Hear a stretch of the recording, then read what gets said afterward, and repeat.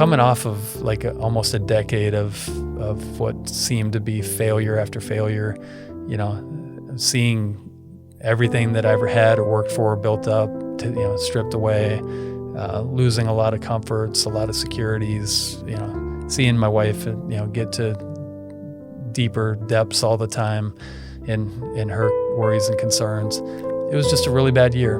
I'll tell you, I've only started sharing this more recently because I've noticed that when I do, there's enough people that probably get to these places, maybe not the same journey that I took, but a similar destination. Right. I got to a place where I just said, God, I don't want to be here anymore.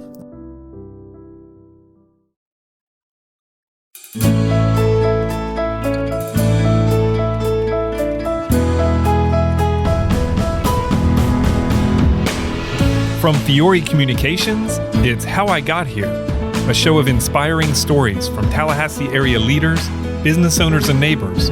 All the challenges, opportunities, inspirations, the twists and turns of life that led them to where they are today. Everyone has a story worth telling, and I am really grateful that we get to bring a few of them to you. I truly have been changed by my conversations with these amazing people, and I'm confident you will be too.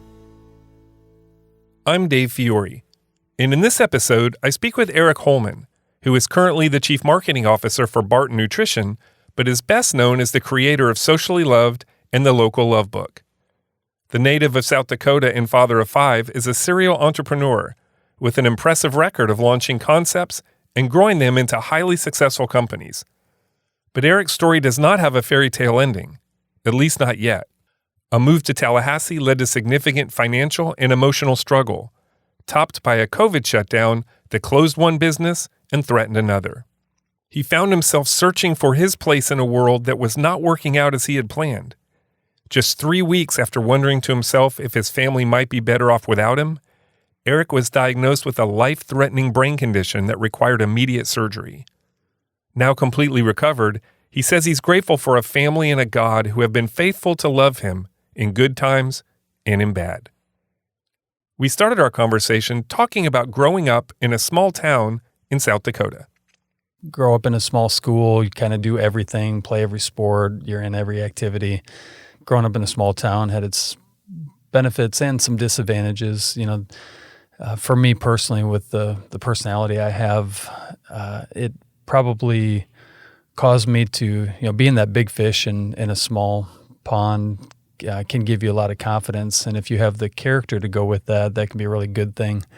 I don't think I had that growing up. So having all that confidence was maybe more of a liability for me, caused me to believe some things about myself that weren't true and led me down some paths that I probably shouldn't have went down. But right. So you were kind of the big man on campus kind of thing? Yeah. I mean, sports. Right. Yeah. What did you play? Basketball, football were my primary sports, but Okay. I played basketball in college in South Dakota as well. And yeah. Well, tell us about your family. What was your family dynamic like? Did you have siblings? Yeah. What was all that like? Yep. I've got two older sisters. One of them my parents adopted when she was 10 years old. One biological, and then I have a younger brother, a couple years younger than me. Grew up in a really solid Christian home. My parents, they've been married for 50 years now, solid relationship. They modeled that for us. You mentioned you went on to play basketball at Dakota State University. Mm-hmm. What was that was that your focus for college, or did you choose this school just because of that, or what were your dynamics in choosing where you wanted to go to school? Pretty funny. When I was a senior in high school, again, this is the big fish speaking, career plans. You got to give a speech on what your career is going to be. And I was going to play in the NBA. Well, yeah. When you're 6'2" and probably not the quickest, fastest guy on the court, but in my mind, I was certainly, that was going to be my career. So determined to be a professional basketball player. Made my college selection 100% based on who would give me a full ride basketball scholarship. Right. I was also a good student, so there's plenty of scholarships for academics that were being offered, but I didn't even want to look at them because You wanted to play basketball. I wanted to play basketball, and I wanted to be able to tell everybody I was on a full ride scholarship to play basketball. Right. That was important to me at the time. Right. So I chose, actually went to Huron University first. Okay. Played for Fred Paulson. He was the NAIA version of Bobby Knight. They actually did an article on him in Sports Illustrated for being that. So successful, but a little fiery. Yeah, very fiery, which is different than what I grew up in. Right. Okay. So that was actually pretty humbling for me and challenging year coming out of high school and being a freshman and taking that just a different approach to being coached. All right. What did you major in school? I kind of went back and forth really between education and business. I've always loved kids. So even in high school, college, I babysat. I had nieces and nephews that were kind of like my own kids. So I thought education would be great. I was going to be a kindergarten teacher. And I even did the student classroom observations and stuff and loved it. But then I was back and forth between business because I always wanted to be successful too. I wanted, success being money, right? Right. So a kindergarten teacher is not the path I to guess. financial independence? Is that what you're saying? I don't know. I had never seen it. And I don't know if I could have invented it. So Yeah, probably not. I decided to stick it down the business path. I actually met my now wife, Carrie, who she also played basketball. I remember her saying, well, I've always thought about marrying a business guy. Her dad was a banker. Right. And that influenced your decision. I guess, yeah. So how'd you meet? Were the facilities together and you would run into each other at practice, or how did that work? Yeah, small school. I was working my way up the ranks, trying to get to her level, and eventually got there. So she was warned plenty of times, but she went against the warnings and gave me a shot. Nice. So what did you do when you graduated? What kind of job did you get out of school? Yeah, I'll tell you a little funny story. When I was in college, our college, Dakota State, was known for its computer programs. Okay. It still is nationally. It's a computer college. I hated computers, like with a passion. They were just frustrating to me. And so kind of ironic because one of the instructors there who had taken a liking to me, he invited me into this computer information systems club, I guess you'd call it. It was kind of like to highlight the top level computer kids at the school. And for some reason, he thought I would be a good fit. I think he just wanted somebody from one of the sports teams to be part of it. It gives his program some credibility, I guess. Maybe on campus. Yeah. So he invited me in. I didn't, all I heard, he said a lot of words, but the only thing I heard him say was, this is going to help you a lot when you're going to get a job. And so I did. I got into it. Didn't really have to do anything other than show up, take pictures at the events, and be with the rest of the group. And I was like one of the only athletes in it, so kind of different. Yeah. But when I graduated, I started looking at jobs and what the opportunities were, and because I had this information systems badge that I could wear, right. I started applying for the jobs that were paying more, which were programmer jobs. Now, I hated computers. I really didn't know how to do any of that, right. But I was confident enough and maybe a little arrogant enough to just go after the highest paying jobs, and ended up landing a job as a computer programmer, system guy. And I thought immediately, first day on the job, I was like, I don't know what I'm doing. And now, of course, that didn't come out of my mouth, but it was in my head. Right. And so I went straight back to graduate school at Dakota State to go get my master's in IS, so I could actually learn what I needed to do to make it at work. Did you have any idea at that point kind of what you wanted to do long term? Did you have any career goals or anything? No, really at that point, for me, life has been like a shift of one focus to the next, and I haven't been able to lift my eyes up to see past whatever I'm focused on. And really, Dave, like I'll tell you, it maybe it's a disorder because literally when I'm on the phone talking to somebody, I can't even hear what's happening around me. I can't look at things happening around me, or it distracts me, and I can't. So it's like I have this inability to multitask, and like to a deep degree, and that on a different level, that idea of like whatever I've been into in life has been where all of my focus has been, and I can't quite lift my eyes to see what's coming next. Right. And then in 2002, you took the first step in being a serial entrepreneur, right? Because you started a local business, the communities. You started a community search engine. I did. So that had to be kind of cutting edge for that time period, right? So this was a localized Google kind of thing, or what was it? That's exactly. I got my hands on some open source software, search engine software. Had a guy localize it, basically just feeding it full of local businesses and information. Right. I was living in Mitchell, South Dakota at the time, and I thought this would be a good solution to bring to other communities. And I saw that the Chamber of Commerce might be a good avenue to do that. So I started working with the local Chamber of Commerce in Mitchell. He became a big advocate of mine, to his members and also to other chamber directors around the state. So I found myself, bought a projector and a screen and traveling screen, and found myself driving around to, chamber offices around the state, visiting all the top, 8 to 10 of them, showing them what I was, cooking up, and had a lot of interest going. So where did the idea come from? Actually, I used to sit around for just like day after day, just dreaming up business ideas, really young. So, mid-20s, but I knew I wanted to do something on my own, something different. And also that, like, I'm in that transition phase of, okay, I'm no longer in college. I'm not in the MBA like I thought I would be. Now how am I going to get to the glory land? Right. So there's still a lot of money to be made.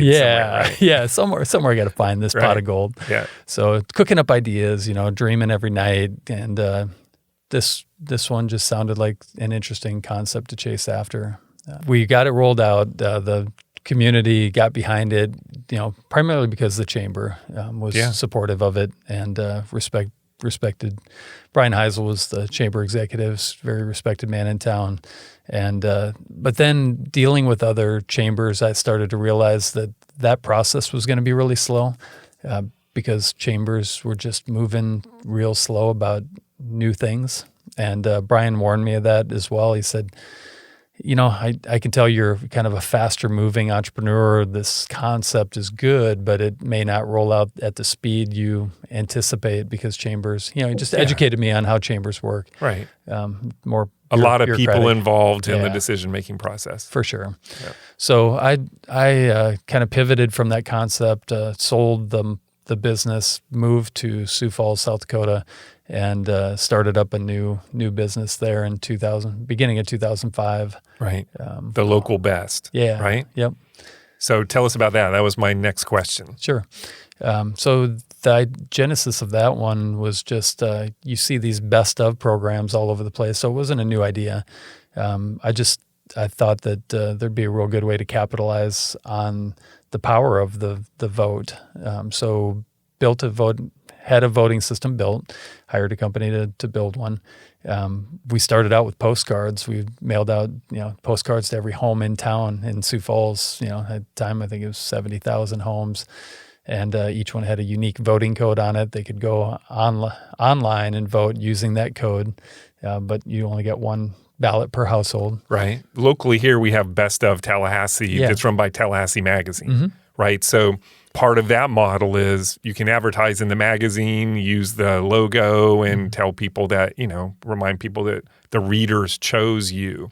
Right. So what vehicle did you have to, how would you make money in this model? Right. So our primary medium was a annual publication as well. Okay. So if you were one of the top 5 in the industry, you could advertise in that publication. All the winners were listed in it. So whether you paid anything or not, you were going to get listed based on your ranking. But if you were one of those top 5, you could also run advertising in it so people could find out more about you. And that was, I could tell that I'd come across a good hook to get meetings because I'd call people and tell them they were voted into something they had won, especially when they had seen it around town. Yeah. Other people either talking about, hey, vote for us, or they'd talk about being a winner in it. So there was a curiosity and an awareness factor that really kicked in. And then the hook to get the meetings was really simple. If they won, they wanted to see the results. So I'd say, yeah, I got all the results. I'll bring them in. But how were they distributed? We mailed them around town and then put them in racks and stacks, Okay. all over for people to pick up. All right. So that took off. People that worked for you, and people were excited about it? It did. It took about 3 years to figure out like a pure model for it. I think when I started, it was a little bit more of a hold you hostage model. So I started to let go of some things that I thought I needed to hold on to. Like what? Like I wouldn't let anybody use our logos in their ads unless they paid, like holding things back from them to try to get them to advertise, thinking that would be the way to make them advertise. You can't even tell anybody that you won this thing unless you're an advertiser. So you got to pay for the rights to speak about it. At least with our logos. Right, but that didn't work. I didn't like it. I didn't like how it felt. It worked. People did advertise. We made money, but I didn't like how I felt about it. So each year I just kind of kept taking bigger steps. Even in from the first year where they weren't going to be listed in the publication unless they paid. The next year we put everybody in there, and then we weren't going to rank them. And then it was like, okay, well, I'm going to rank them. Like every year I just kept making strides in how it made me feel. Right. And somehow, surprisingly or not, the revenue and financial outcomes just kept getting better as I made the product and the concept more pure. Right. So by the third year, I felt really good about what we had built, what it was doing in the community and how I felt about it. So that's awesome. Yeah. And as it continued to grow and be more successful, you eventually needed to raise some capital, right? And so it starts getting serious at this point when you're using other people's money, right? For sure. So I rode the wave for about 4 years.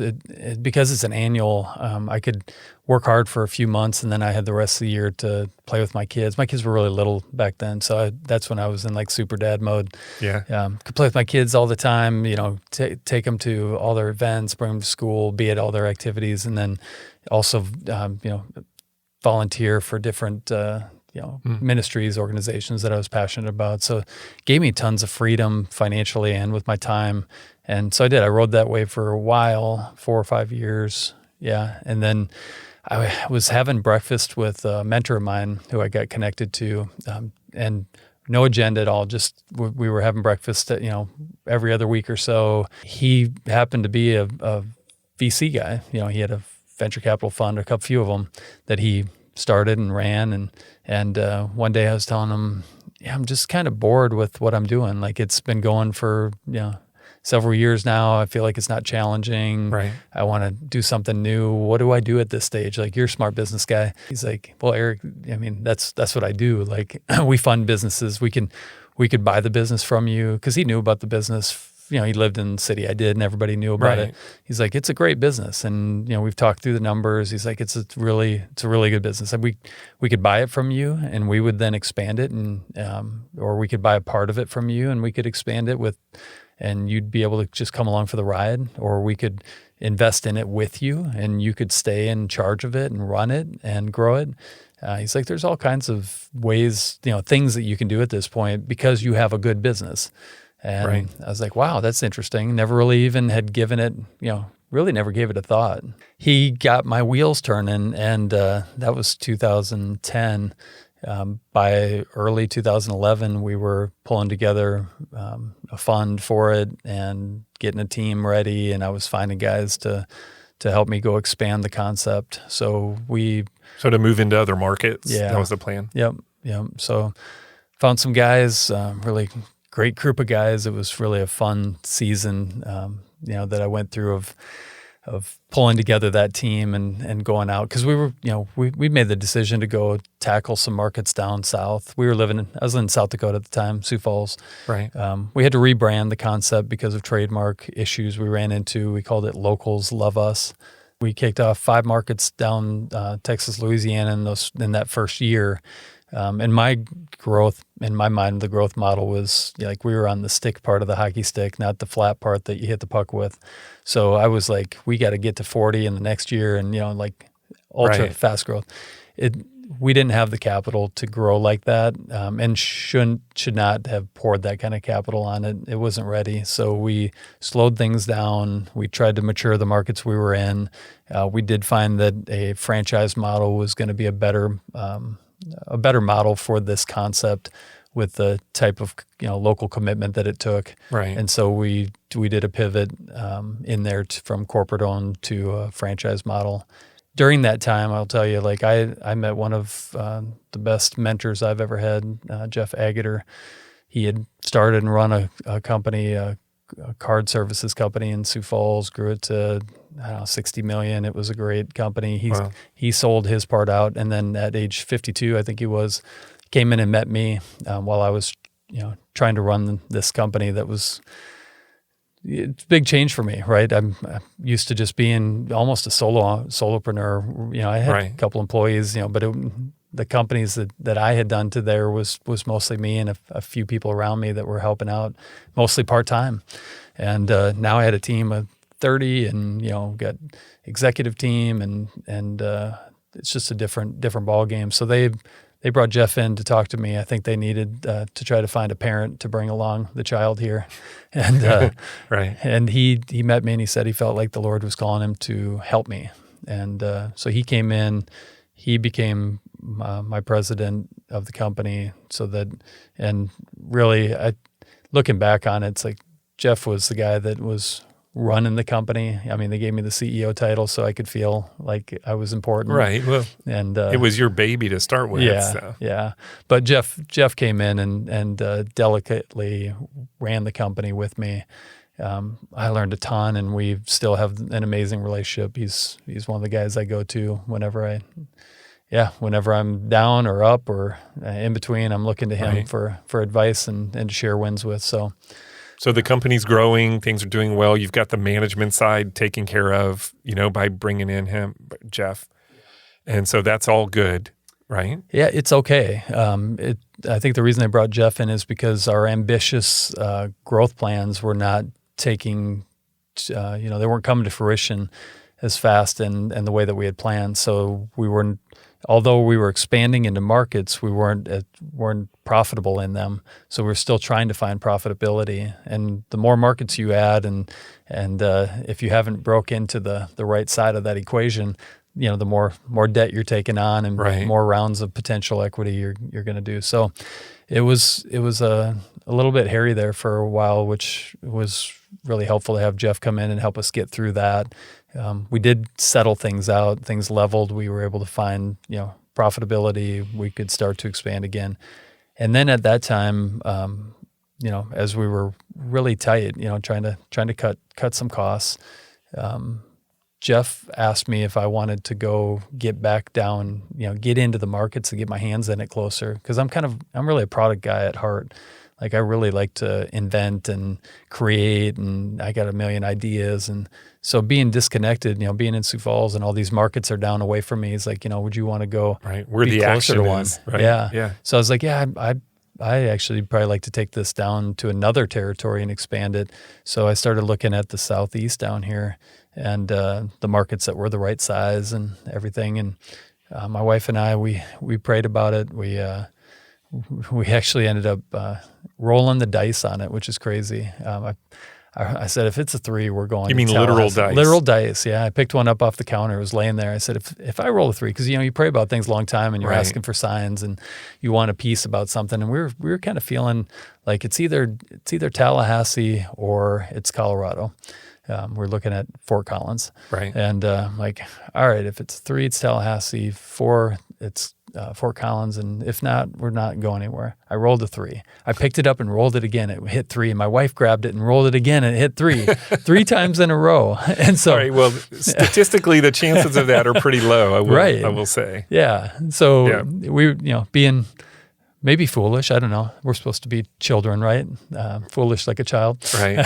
So Tallahassee was the destination. I guess. So we did. We packed up, moved down here, didn't know anybody, just loaded up, left our house behind. We had built a house there that we were living in, and didn't really plan too far ahead. We just knew that we needed to go. So we left the house, and wasn't a couple years later we finally sold it, but we were down here on assignment, I guess. Like, okay, what are we to do the same model? Yeah, here. we were supposed to. Mm-hmm. Okay. We didn't even have a place to stay. We stayed in a hotel with our 5 kids for a month while we found a place to lock down, and then we moved in, and then it was.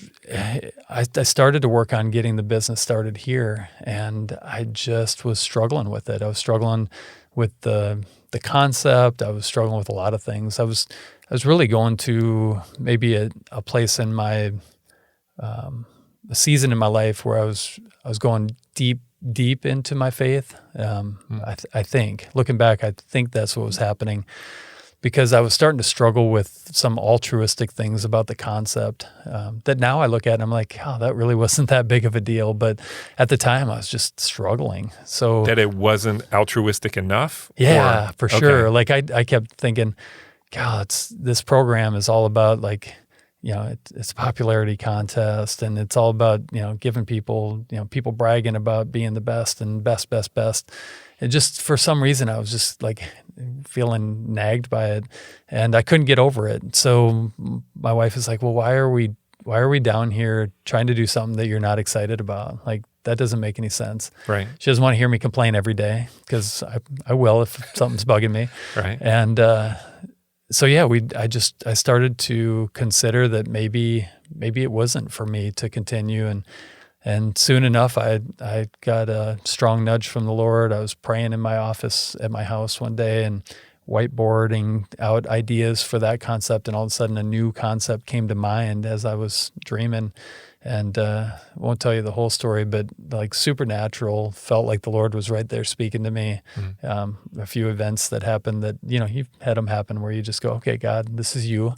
And so I guess I'll do what you tell me to do. And He led me into something new. It was Socially Loved was what the name that... So that name came to you? The name was coming to me, yep. Right. Like and I want it to be about celebrating what people love about any and everybody. So it's not just, we're not going to be talking about, who's the best and having votes, and it isn't going to be about that. We're going to find out, because every business out there is loved by somebody, or they would not be in business, right? Yeah. So like that idea of, everybody is good. Everybody has something good to share. Everybody's doing something good for somebody.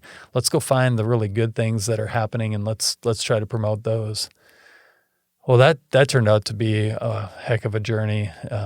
So what did you do with the old business? How did you disconnect from what you were doing before? So that was the challenging part. Was, okay, I'm down here to expand this concept that you guys have invested millions of dollars into, and now I'm thinking about jumping ship and doing something new. So I had some really good heart-to-hearts. These guys are all believers as well. But again, I'm good friends with them all. And so we were able to talk candidly and openly about all of it. And one day I felt the Lord. I was outside just praying and asking God, what do I do with all this? And I heard Him tell me, not audibly, but I felt Him tell me to give my part of the business back, no strings attached, just give it away. And at the time, it was like we were...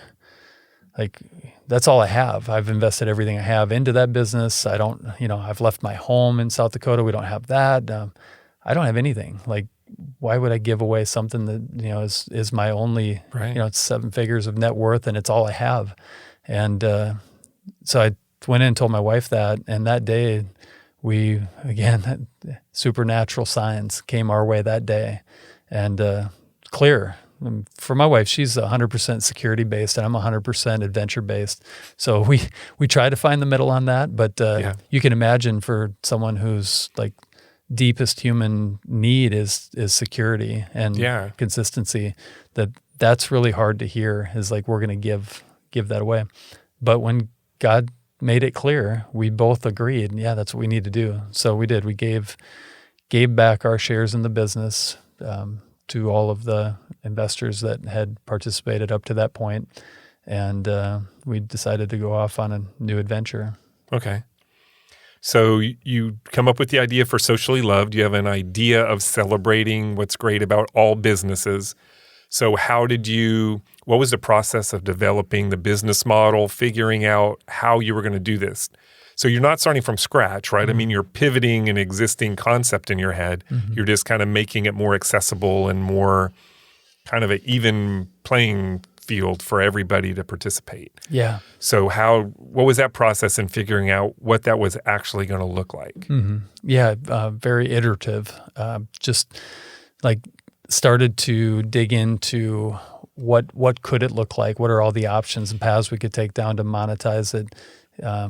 And I would say that looking back on the process, it took us a solid 6 months, almost a year to figure out what the concept was even going to be.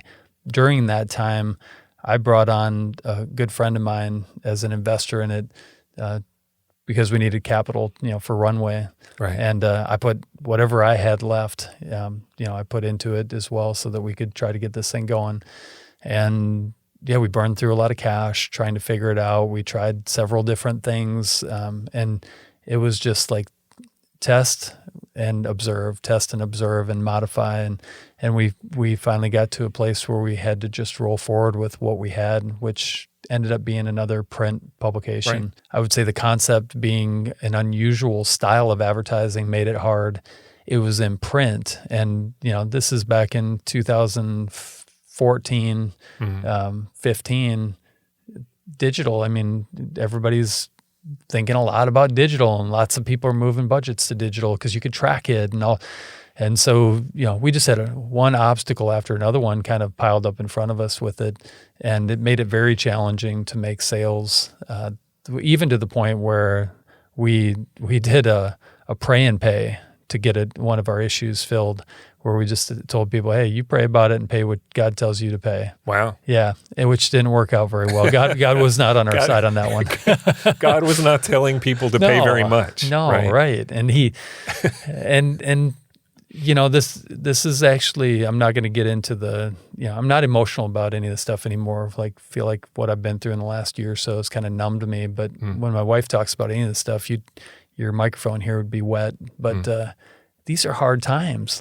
We're losing everything we have. We're going from comfort and security and home and family, and now we're down in a new place where we've given away everything. We've left home, we've left family, we've left security, and we're struggling with this new thing that God told us to do. Right. You invented something new. Yeah. Yeah. And we felt like, we're following the Lord's lead on all this. We're looking back at our trail going, where did we misstep? Why aren't things going our way? And one step after another, it didn't get easier. It just got harder. And not that he didn't provide. He continued to provide. I'm still here today, right? I'm talking to you. So he provided. My wife's here. We're right. Stronger, but we are a little battle worn maybe. We've gone through what we would consider the battle of our lives as we were stripped of everything we had and everything that we thought to be important to us. So there is that little person of wisdom in us that goes, okay, I know that was all for our good, but then there's still that foolishness in us that's like, man, but I didn't get it my way. Right. I didn't get the outcome I wanted. And so the story was always, for me, was I know what the ending is. I've already wrote that, God. I'm going to let you fill in the middle, but just remember I wrote the ending. Right. As long as I end up here, it's all good. It's all good. It's all good. Right. I remember times where I had to borrow money from my kids' bank accounts. So I'd be on my online account transferring money from their accounts. I mean, they don't have huge bank accounts. We're talking like shifting hundreds of dollars or maybe $1,000 here or there where I needed money to pay a bill that I just had to pay. It was ridiculous. We had friends that, real close friends that knew where we were at on our journey that were literally bringing us rice to eat. Now, that's not all we ate, but they were filling our cupboards with food so that we could continue to feed our kids. Right. And my wife, being security driven and in need of stability, I watched her for years, like in tears. The kids they saw her not feeling secure, not feeling taken care of. But for me personally, just on such a mission that God, you've sent us down this path. What are we doing? Where are we going? What does it need to be? And so I'd send the team off on, I remember sending them off on 2 weeks, just saying, guys, we're done working for a couple weeks until we got to hear from the Lord. I want you guys to read this book, and you read this chapter in the Bible, or this book in the Bible, and you do that. Like, we're going to go off on a little sabbatical here, and we're going to hear from the Lord at a time where we had no money coming in and all the money going out. So I was so deeply committed to doing what I thought was God's calling. Looking back on that, though, I kind of wonder if maybe my deepest motivation was really getting the outcome that I wanted. So these are just the pages in the middle. God, the deeper you take us, the better story it's going to be, right? Someday I'm going to tell this story and it's going to be exciting because I'll be talking about it from the mountaintops. Right. But I'm not there today. I'm not on the mountaintops. I'm here with you alive. I'm here as an employee of a business working for my friend. But I'm not a big successful CEO entrepreneur that's running some big company right now. So we got to the place where we felt a calling to Colorado. It became clear. We made a move. Didn't know what we were going to do there. We just knew we were supposed to go to Colorado. This was the other place you were considering when you came to Tallahassee. Yeah, right. But now we weren't even thinking of going there to do this because this wasn't such a great thing to do anyways, right? It wasn't working very well financially. I love the product. Like, I loved what we were all about and what we were doing, the team, like all of that was great. It just wasn't producing financially the way that it needed to. Right.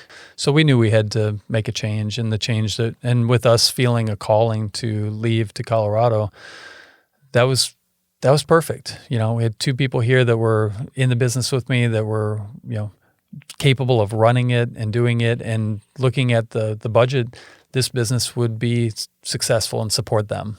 So brought them in as partners into it, made the move to Colorado. We didn't know what was in store for us again, but we just knew God was calling us there. Right. And we thought, we're going to do it. So this is 2017? Yeah, 17. And then about 3 months after being there, we just stumbled into a new concept. I remember being on the phone with my friend, one who invested in that company. I was like, Joe, I don't even know what I'm good at. Like, I'm not good at anything. I don't know what to do here. I'm in Colorado. Like, we moved here. God told me to, but what should I do? And he's like, I was being real hard on myself. And he's like, you're really good with kids. And I said, I am really good with kids, Joe. You're right. Should have stayed being a kindergarten teacher. I know. Can we go back and do a redo? And I was like, that's a good thing, Joe, but being really good with kids doesn't make anybody money. Like, I need to make a lot of money to get out of the hole I'm in right now. Right. And with 5 kids of my own, like, I got to stop fooling around. And he's like, yeah, I got a buddy who does this tumble bus thing.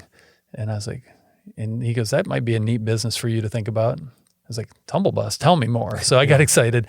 I found some people locally that were doing fun buses and things that were similar, and talked to them. I lined, So tell us what this concept is. What is a tumble bus? Yeah, so these bus concepts are, you take an old school bus, you refurbish it, build it out to be something, a concept. It could be like tumble bus would be gymnastics driven.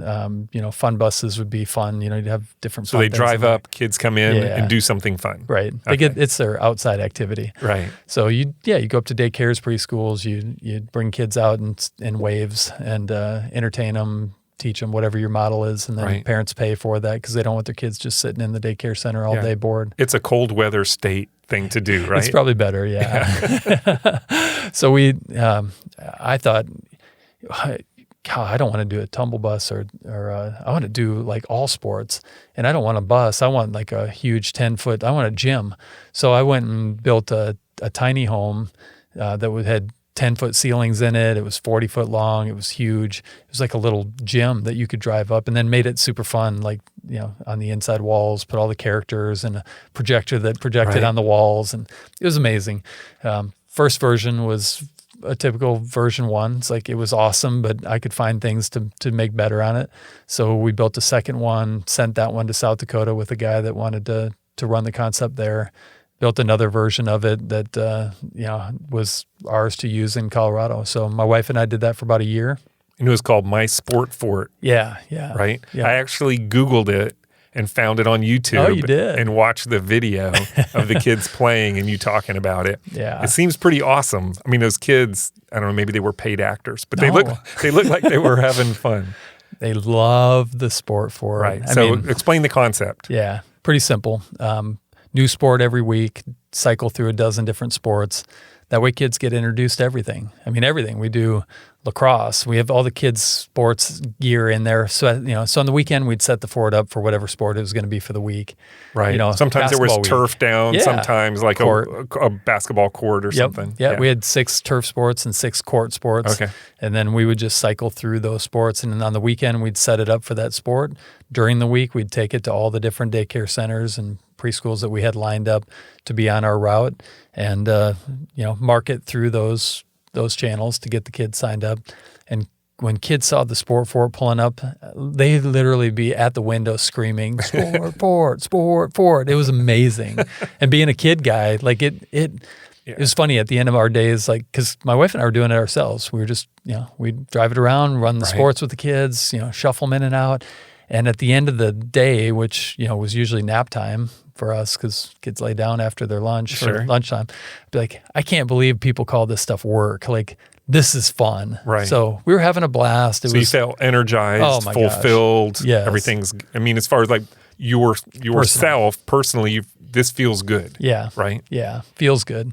We decided to take that concept, and try to expand it further. We had one in South Dakota. We were going to go take it further than that. I found a guy to run it in Colorado, and then I got a call back.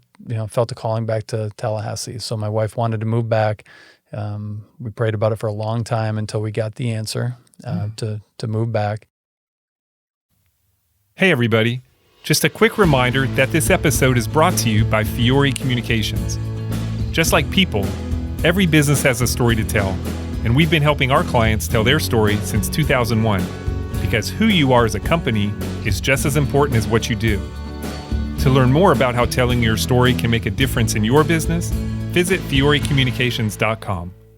Thanks again for listening. Now back to the show. Why was Tallahassee a destination for you again? Why were you coming back here for? Yeah, that's a great question. Community. Like when we moved to Tallahassee, we felt like we got embraced with a bear hug.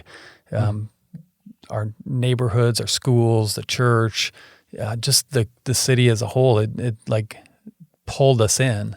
And we felt that. We didn't know we had it until we left and then we didn't have it. Our kids felt it. We felt it. So we were just missing what had become home and wanted to get back to it. Okay.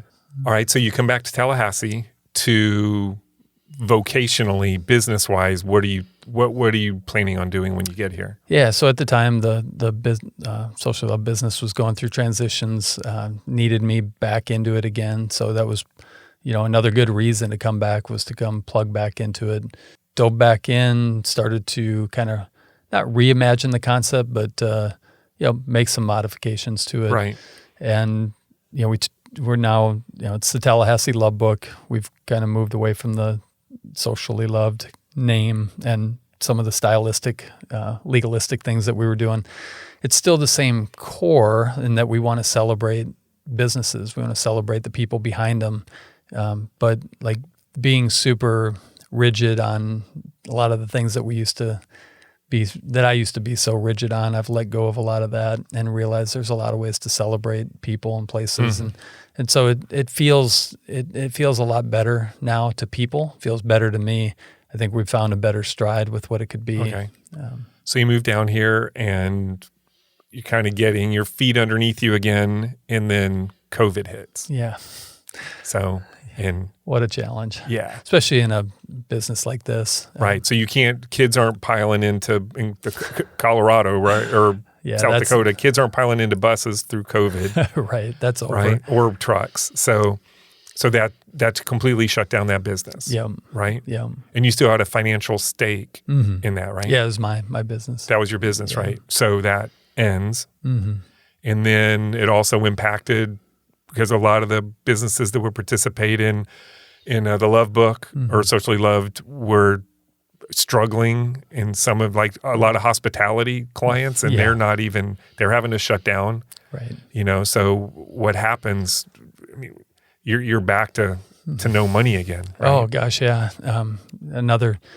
Another deep dive. Like, how can you get any deeper? But in this, it was interesting. The last week of sales on that issue that I had come back to do the first love book, right? That I spent almost a year helping put together, starting in 2019. And now it's 2020. It's March. We're wrapping up sales. It's the final week of sales, and I'm walking through doors to wrap it up, and people are talking about, hey, I can't spend any money right now because of this, COVID thing. And I'm going, I don't watch the news, so I'm going, what do you mean? And so that day, I remember being downtown, and that day, like 5 people told me the same thing, and I hadn't heard it up till then. So there must have been something on the news that day, or we were ready to roll out the book, but the world wasn't ready for us to roll it out, so we had to hold back because now this, it was crazy. So are these businesses going to be open? What are they going to look like? I don't want to advertise. Don't run my ad right now because we don't even know if we're going to have people here. So we put things on hold. We paused for a while, let things shake out for a bit. And pausing in my business means there's no money. Like, we have no revenue. Right. So we hit pause, and we're on, like, financially on pause. And eventually we did come to a place where we felt comfortable putting one out in the fall.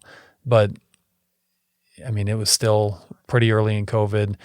People weren't taking magazines in their offices anymore. They weren't laying around on coffee tables, and everybody was, if they were getting sprayed down, hosed down with all their, disinfectants and everything. Yeah. So it was just a weird time for print, really, because nobody wanted to touch anything. So that made it challenging for sure. And again, that's heading into 2021, which for me was a really hard year.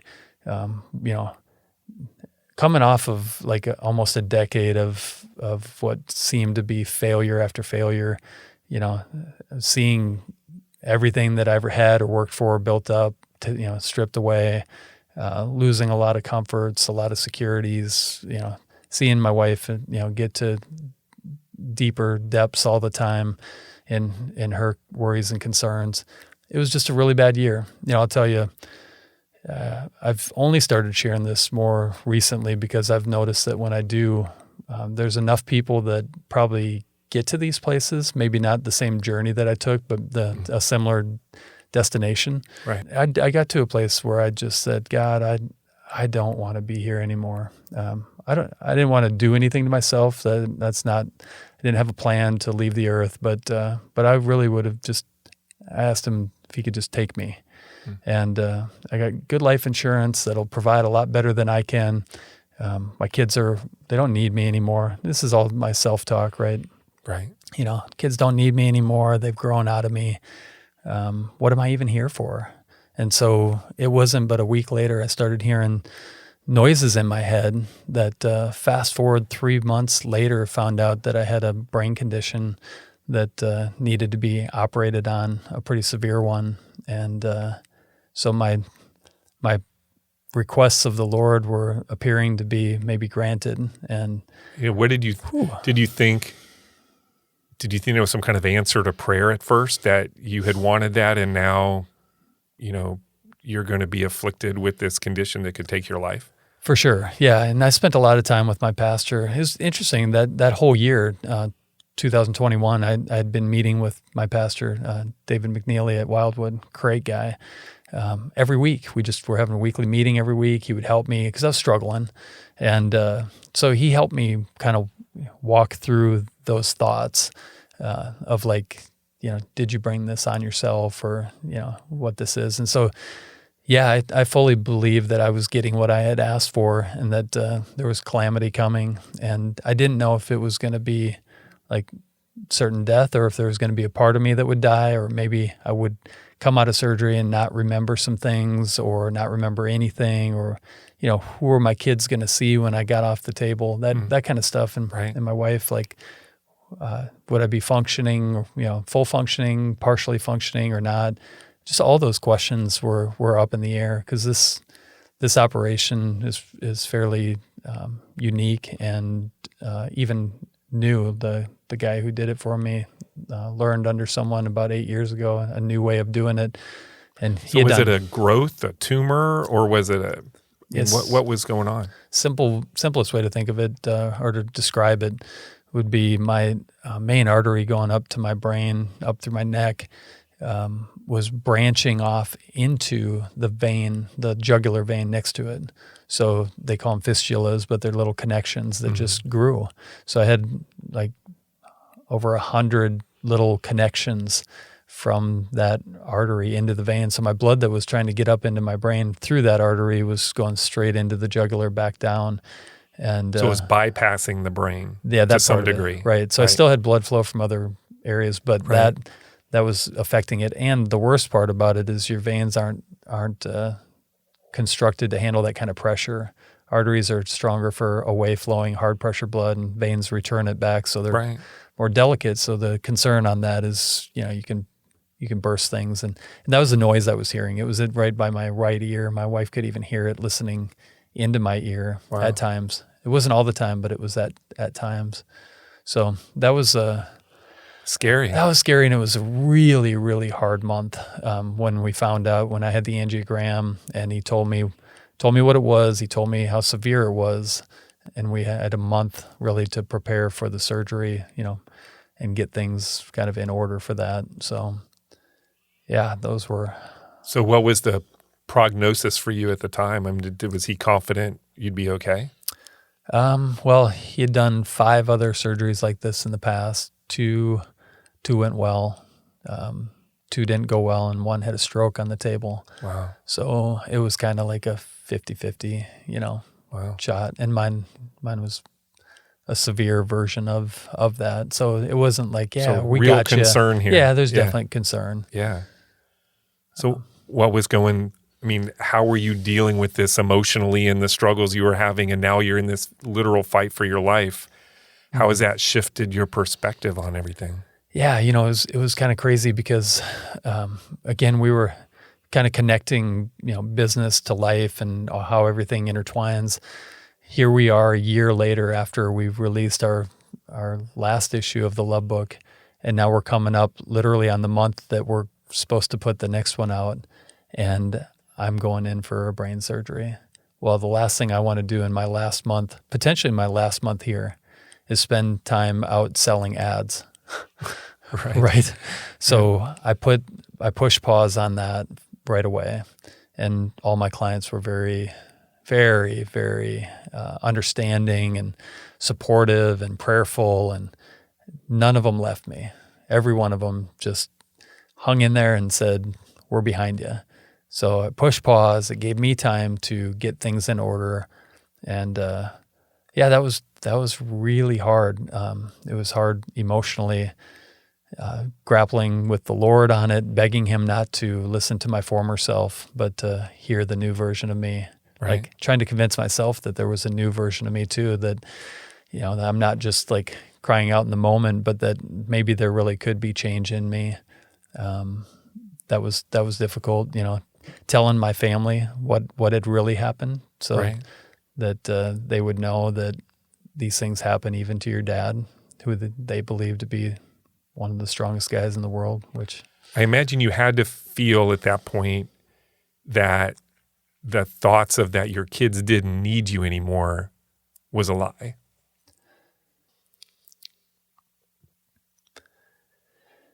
Yeah. Yes. When I look in their eyes and I would talk to them about what was happening, it became really clear that they needed me. And I think even they didn't realize how much they needed me until they were faced with this potential reality. Right. I don't think any of us knew, right? That was an eye-opener. That I started to believe some things, some truths that were having a hard time breaking through.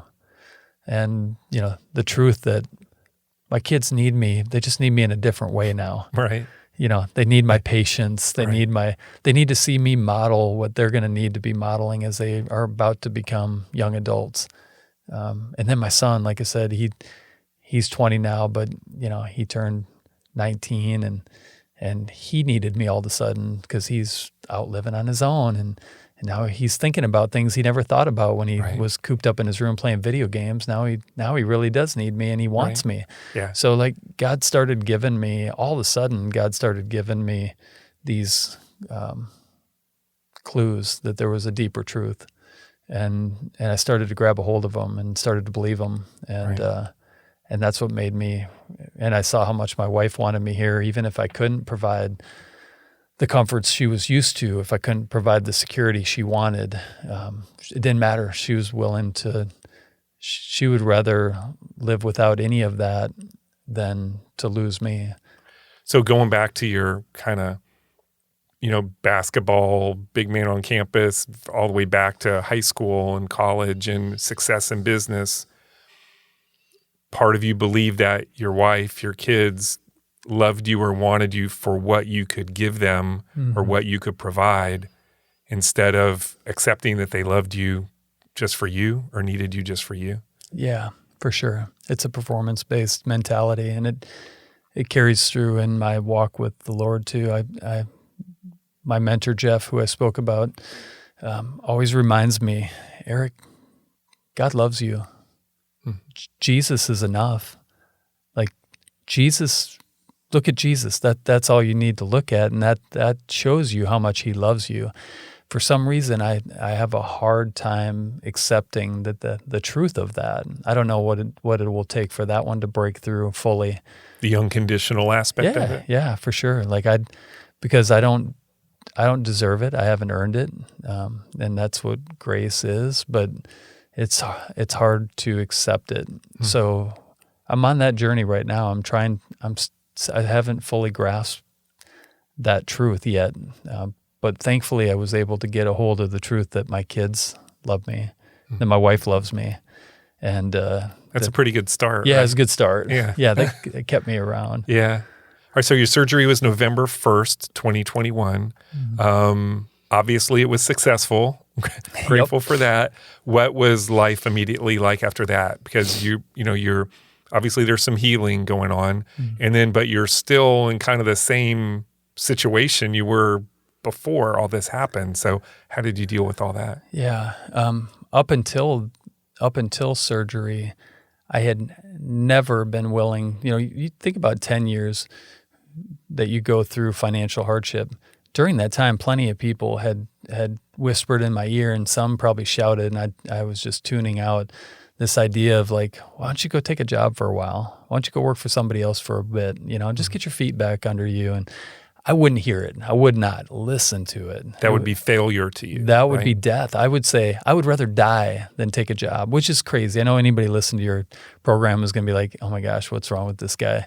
Yeah, something is wrong, right? Because I couldn't fathom the idea of not being an entrepreneur, running my own business. And we're not going to unpack all those issues, right? But they're in there. Right. So going into surgery, I actually pleading with the Lord told him, because looking in my wife's eyes, seeing the pain, and then remembering back to all the years of pain I've given her. And I did. I said, God, if you get me through this one, and I'm even partially functioning, I'm willing to do whatever vocationally. I don't need to own a business. I don't need any of this. I can work for someone. Just give me a shot. Right. So I get up from off the table from surgery, and I'm okay. I can walk, I can think, I can talk. I'm full functioning. I mean, they might have actually put a little bit of new brain in me while they were in there. I don't know. Maybe you're getting full blood for the first time in a while, That could be. Yeah.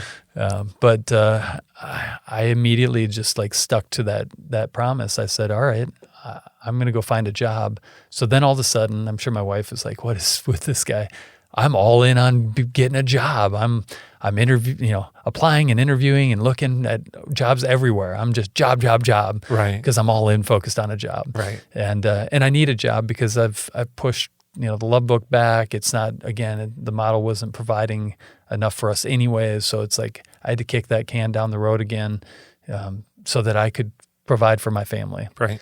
And during that process, again, my friend Joe, who's been along with me for we've been friends for 15 years, but he's been invested in my businesses and been with me for most of this journey.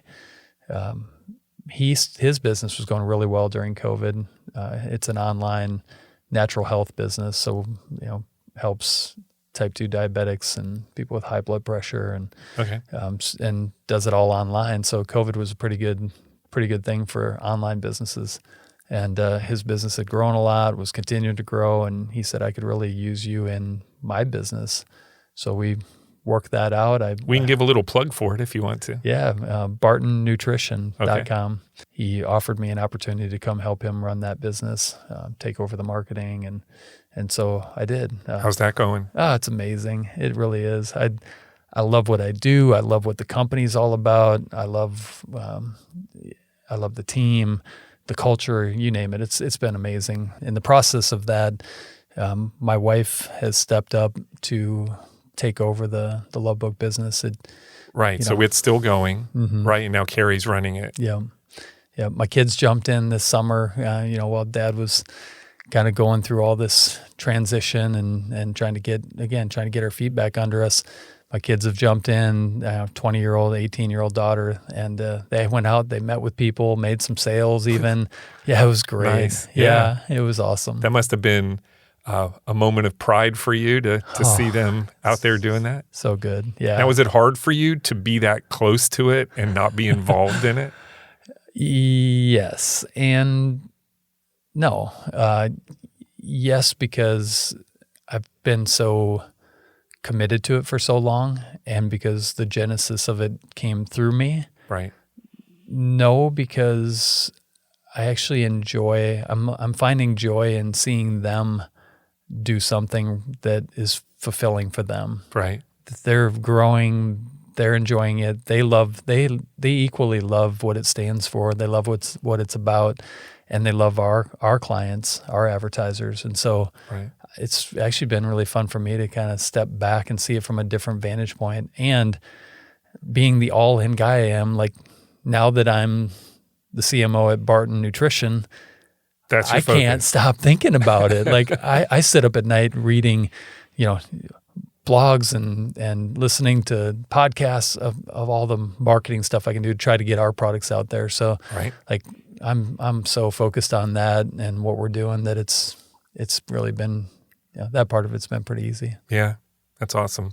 So you resist the temptation to give unsolicited advice? I try. No promises though? None. All right, you've talked about Carrie a lot, and I just wanted to just stop for a second and just give you a chance to talk about her role in this journey and what she means to you. You guys have been through a lot together, so just want to get your thoughts on the role she's played in your life. Yeah. Gosh, how do you speak about somebody who's carried the load for 22 years in your life? I mean, she's been 110% supportive of all of my seasons and everything I go through. And for some reason, maybe she's, God put us together because she may be wired this way. She says that's her joy. She loves to support me in what I'm doing. She's a developer. She's a builder. She's that encourager with a lot of empathy. So I think somehow God has worked it out for both of our good. But I feel like I'm getting the better end of all of it. Really, she's carried the load for sure. Yeah, this is kind of a weird question given the traumatic event of the last year. But I finish every podcast asking these two questions. So, Eric, looking back, what is the one thing or person that has changed the trajectory of your life to this point? It'd be easy to go back because of what's happened and say this event with the brain surgery has made the biggest shift in how I'm thinking and how I'm feeling and acting out of that. That's probably the easiest answer. But I also don't want to ignore the people that God has used in that process. So you mentioned my wife. I can honestly say, and I'm going to try not to let any tears drop on your mic here. If Carrie hadn't shown me the support and confidence, respect, even when I didn't deserve any of that, through the things that I've been through, Dave, there's no way I'd be here with you. There's just no way. I'm not sure how people are able to make it through some of the things they go through without having that. I've been blessed to have just the deepest unconditional love and respect that is fully undeserved from Carrie. So, all right, final question. The name of the podcast is How I Got Here. So we've talked about how you got to this point in your life. Where do you think here will be for you in 3 to 5 years from now? I like this question. And the reason I like it is because I've always been really bad about projecting what is coming for me. Right. If I look back at any point in my life and you'd ask me that question, never would have guessed it correctly. So with that track record in mind, this is really easy for me to answer because there's no pressure here. I hope in 3 to 5 years, I'm able to move into a new season of life where somehow I can accept God's unconditional love for me.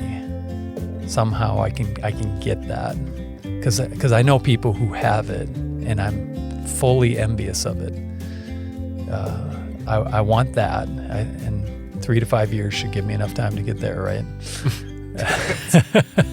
Yeah. And embracing that season that I'm in as the new best season of my life. Whatever ages my kids are then, and whatever they're into, whatever that may look like, that I'm embracing that as the best season of my life. That's my hope for 3 to 5 years from now. Thanks for listening to the show. You can subscribe at Apple Podcast, Spotify, or wherever you get your podcasts. And while you're there, please leave us a review. It really does make a difference. Thanks to my amazing staff at Fiore Communications, who pick up the slack while I'm working on these podcasts, and to Troy Bloom for composing our theme music. You can hear more of Troy's creations on Facebook and Instagram at Troy Bloom Music. To connect with the podcast or suggest a future guest, follow us on social media or email us at podcast@fiorecommunications.com.